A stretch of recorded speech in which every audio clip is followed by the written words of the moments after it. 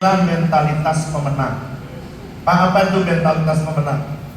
Mentalitas pemenang itu adalah orang yang punya pola pikir di mana seseorang menganggap dirinya, kalau yang ini victim mentality, yang satu victory mentality. Jadi gini, saudara, ada kadang-kadang orang yang punya dua mental ini ya.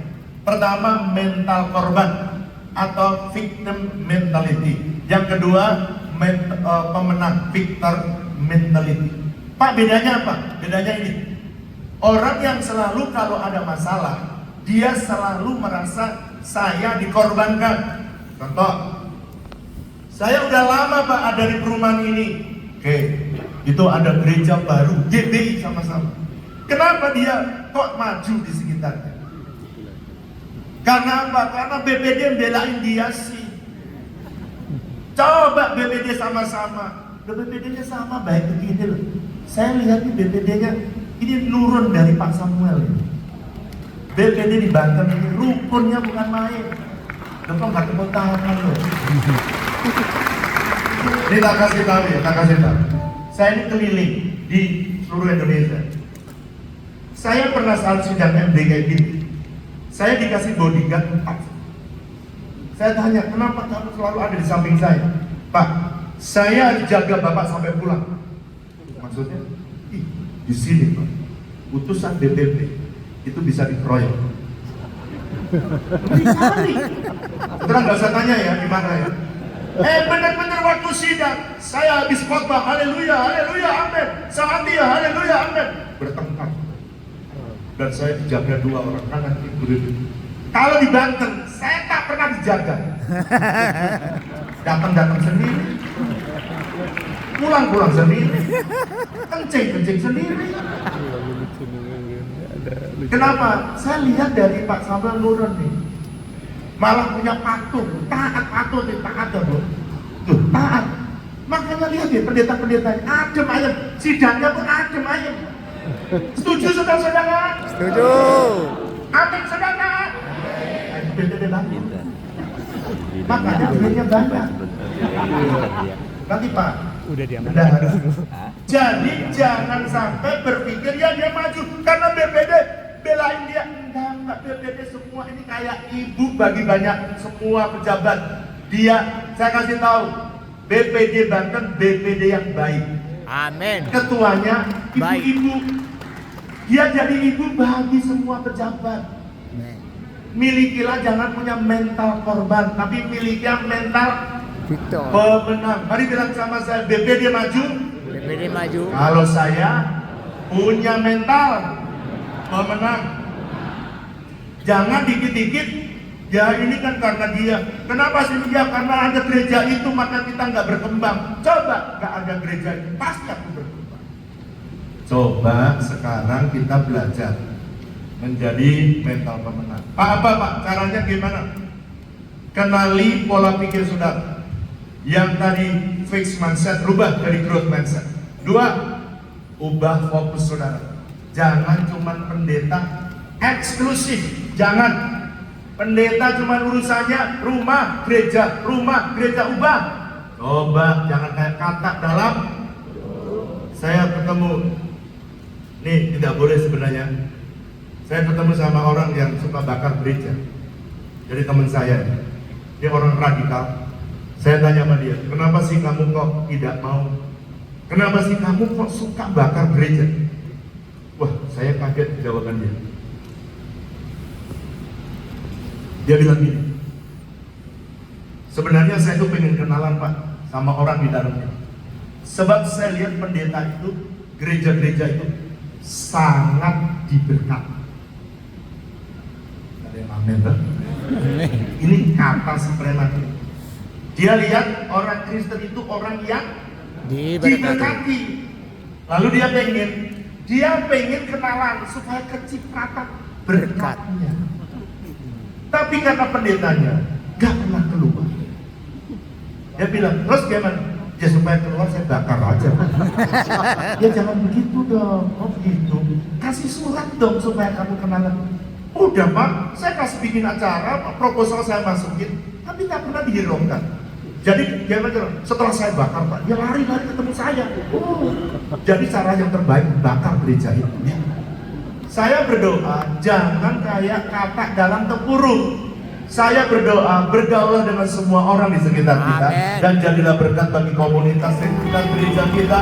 Yang ngerti katakan amin. Ubah fokus saudara. Ambil tanggung jawab. Kalau saudara mau jadi saudara mental pemenang, ambil dong tanggung jawab. Untuk memberkati orang lain. Untuk menolong orang lain. Belajar dari pengalaman-pengalaman, dari kegagalan kita. Belajar dari orang yang sudah berhasil. Gak usah malu, tidak usah malu. Belajar tidak perlu malu. Dan belajar sama orang muda yang dipakai Tuhan. Saya gak malu, saya gak malu. Udah tua sekalipun, saya gak malu belajar sama yang muda.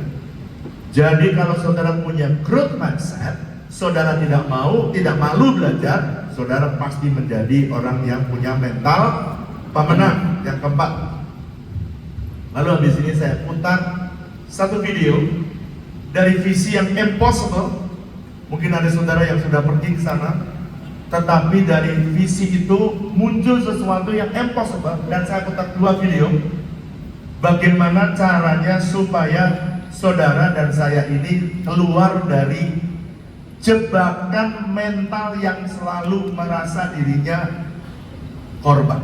Sekarang yang keempat, saudara harus membangun tim intergenerasi. Maksudnya apa Pak? Di gereja itu harus ada generasi baby boomer, generasi X, generasi Y, generasi Z, generasi Alpha. Why? Kenapa? Karena kalau saudara punya visi yang besar, gimana caranya bisa melakukannya? Perhatikan saya. Yang tua, hikmatnya banyak, urapannya banyak, pengalamannya banyak, tapi lutut sudah loyo, otot sudah nggak kuat, jongkok sudah Heot. tak bisa bangun lagi, lari tak sanggup. Saudara harus kolaborasi yang berhikmat dengan orang yang kreatif, orang yang urapan dengan orang yang tahu teknologi, orang yang penuh pengurapan, bergaul atau berkolaborasi dengan orang muda yang larinya cepat. Saudara punya ide, biarkan mereka jalan. Saudara punya cita-cita, punya tujuan, biarkan mereka yang kerjakan. Dan mereka bukan jadi penonton, tapi mereka jadi pelaku. Gimana caranya? Saudara libatkan mereka di dalam kepemimpinan. Saran saya GBI. Nih, hati dari ketua umum saya. Hati ketua umum saudara. Dia ingin GBI, kemarin dia cerita-cerita ketemu dengan ketua sinode ya. Ada baiknya kita belajar. Ketua sinode dari Pentakosta. Dia datang, Pak kita punya gereja 2 kali dari gereja GBI. Gereja lokal kita lebih banyak Pak. Saya datang ini pengen belajar di GBI. Kenapa gereja kita? Kenapa tinggal yang tua-tua? Terus yang muda kemana? Yang muda ke GBI Pak. Jadi saudara yang bikin persoalan. Lalu ketua kita bertanya, dia kasih unek-unek ini aja cerita kepada kita tim di bawahnya. Lalu kemudian apa? Dia tanya gini, apa yang harus saya lakukan supaya GPDI tidak keluar ke GBI? Dia sarankan gini Pak, yang muda jangan diremehkan, gandeng yang muda supaya gereja itu makin muda. Kalau saudara lihat nanti kenapa yang bicara di sidang MD biasanya yang tua-tua, betul apa betul? Betul apa betul? Ngaku aja sudah. Tua-tua. Tapi kali ini sidang MD semua ada yang muda nanti. Anak muda bicara. Kenapa? Supaya PDP, PDM kan pendeta muda. Jadi mereka tuh bangga tuh di GBI itu. GBI itu bukan cuma kumpulan orang tua, tapi kumpulan juga anak muda yang kreatif, anak muda yang punya urapan, anak muda yang punya tanggung jawab, anak muda yang bisa kolaborasi dengan pemimpinnya untuk melakukan pekerjaan yang besar. Yang percaya katakan amin. Amin. Nah, saya akan putarkan satu video saja. Kalau saya dapat jatah dari 12 sampai 30, 12.30 ya di acara. Saya punya 15, saya akan putar 2 video. Ini baru saya terus. Video yang pertama. Pada waktu tidak bekerja. Orang-orang yang tidak bekerja itu akhirnya saya suruh bekerja di tanah gereja yang 12 hektar, kira-kira 15 menit dari sini di arah Cisau. Setelah dia bekerja, saya juga tidak tahu, pelan-pelan dan akhirnya dia bilang industri hari ini yang saya beri nama House of Bread. Berasal dari mana? Kata Bethlehem. Beth rumah, Lehem roti. Ministry ini milik GBI. Kenapa? Karena sudah didatangi sinode HKBP sudah datang. Dan dia tanya, apakah ini punya GBI? Saya jawab, iya. Kenapa? Karena mereka datangnya lewat pusat. Dan mereka bilang kalau mau belajar, pergi ke HOB. HOB adalah milik GBI. Porus. Gereja dari Sinode GKI datang, ketua sinodenya datang, dan kemudian mereka siapkan tanah. Saudara tahu yang dia lihat tanah 12 hektar, dia siapkan tanah 29 hektar.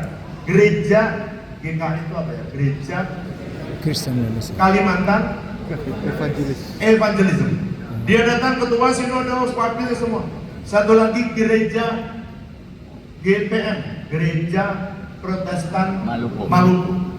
Ketua sinode, ketua STT-nya itu anggota dia. Setumnya, dekan-dekan dari Unpati dibawa semua karena mereka GPM semua. Dekan pertanian, dekan peternakan semua dibawa pergi ke HOB. Dan dia bilang gini, Pak, kita mau belajar gimana mengembangkan, biar kita punya tanah Pak 20 hektar di Maluku. Lalu dia bilang gini, saya pengen belajar. Dan dibawalah semua dekan-dekan. Saya tanya, Pak, ini yang ngerjain orang kampung ya, harusnya kita belajar sama Bapak. Tapi dia bilang gini, aku harus terus terang, aku tahu teori, tapi praktek belum tentu jadi. Jadi aku pengen belajar dari orang kampung.